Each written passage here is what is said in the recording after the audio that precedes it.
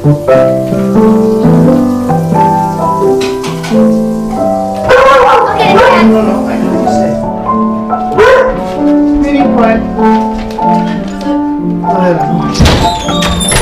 on the floor! Down on the floor! Family! No, kids, down on the floor! Don't move. Wife? Stay down, don't move. Right now, get your husband tied up, right now! Daddy! Stay down, everybody, stay down! It's okay, Maria, just stay calm. You Guys, don't quiet. think about moving. Don't say anything, don't move. Oh, God. Okay, that's enough. You get down! Go, Come on, get down! It's okay. Come on, look at this. Stop.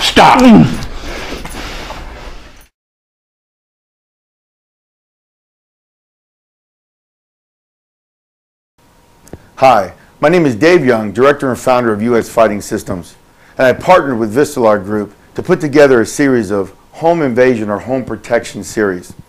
We wanted to cover what would happen if someone broke into your home and decided to take what you worked so hard to have. What kind of danger are your kids or your family or your spouse going to be in? And what can we give them to help them survive one of the most horrific things that could ever happen in their life? You know, I just turned 48, and I had something happen to me when I was 14 that I still relive every time I read about something in the newspaper. I was home from school, sitting on the couch watching TV, eating a sandwich. My mom was sleeping in the bedroom. And all of a sudden, we heard the door burst open. One guy ran over to me as I stood up to, I don't know what I thought I was going to do at that moment, punched me, slapped me in the face, threw me on the ground, put his foot to the back of my head as the other guy ran down the hallway, grabbed my mother by the hair, and I could hear her yelling and screaming as they dragged her out of the hallway, threw her on the floor. Then they went through the entire house. They pulled every drawer open, turned everything inside out like they were looking for something. We really had nothing in the home. I grew up in HUD housing in Hialeah, Florida in the early 60s, late 70s. It was one of the most dangerous places in the world to be. But now we have some of the same problems happening in the country. A home invasion doesn't happen because you live in a home that you purchased for under $60,000. It has nothing to do with the price of your home or the demographic location it happens to live in. It has everything to do with whether or not you live in the two worlds I'm going to explain. The first world is, it won't happen to me, and the second false world is that if it does, you'll be ready for it. We've understood that over the years, many things have happened in our country. People own guns, they don't own guns. They're losing jobs. They don't have the need for the basic necessities of life, food, water, shelter. The fact is, any home in America can have your door kicked in, and more importantly, someone could just knock on the door that you never met before because you didn't take the time to look and see who was at the door. You're going to open it up anyway. So we're hoping that we give you some plans to have a pre-practiced, rehearsed response, which means we're going to give you some ideas, some strategies, some field-proving ideas, and you're going to practice them and share them among your family. How to handle the emotional trauma of getting over that particular attack, and what to do when you're physically hit, how to recover from that. We're also going to talk about how to keep your home safe, so we put together 3 series in this particular topic. The first one is doing a walk around your property, making sure that you don't have any blind spots that you can't identify with prior to getting out of your car and walking up to your front door. Or where would you go if you had to hide on the outside of your property? Is your vision blocked by holiday ornaments that you might put on the outside of the door? Do you have animals or pets in your home that are going to alert you when an intruder comes? Or are they going to become one of their friendly pets too? You know, when you look at the big picture, it's kind of scary. It's overwhelming for some.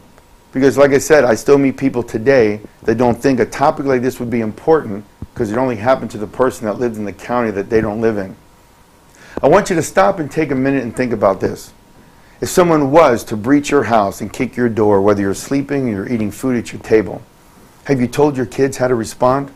Or are they going to act like they do in the movies and realize that they were able to go to a commercial, but now we're going to a funeral? I'm not trying to scare you. I'm just trying to give you the reality that if we don't have a plan to do something when this happens, then our actions could really put us closer to death rather than giving us the position of advantage to survive. We're hoping that you enjoy the information. We challenge you to safety-proof your home. We challenge you to look at all the things you have in your home. And are you one of those gun owners that own a gun but never go to the range? Or because you watch all the reruns of Dragnet and all the police shows, you think you're ready to pick up that firearm and respond when your life depends on it the most? I want to talk about weapons of opportunity, weapons of availability, and what weapons would give you the best position of advantage. And you know what? If you have a weapon in your home, you better be ready to use it. So we're going to try to cover all the things before, during, and after, even how to be a good witness. What are some of the things we can listen to? Accents, tone of voices, names that they might use. Wouldn't it be scary if someone kicked on the door of your house and they were wearing a ski mask, but yet they knew 2 of the names of the members of your family and told them to get on the ground? We'd want to remember that when it's time to give the information to the cops. This is not a fight back, kill everybody, defend yourself video. This is a way to have a plan to survive what we feel is one of the most life-threatening situations anyone in the world can actually experience. And not only how to survive emotionally and physically, but how to survive when you have to go to court and meet your attackers. What would be the things you would say and not say? And listen, we want to make sure you have information that's credible, so all the information we're going to share with you is field proven. We don't want you to be the guinea pig for your own survival. We were the guinea pig for that. Thank you for listening to the video, and I look forward to hearing your feedback.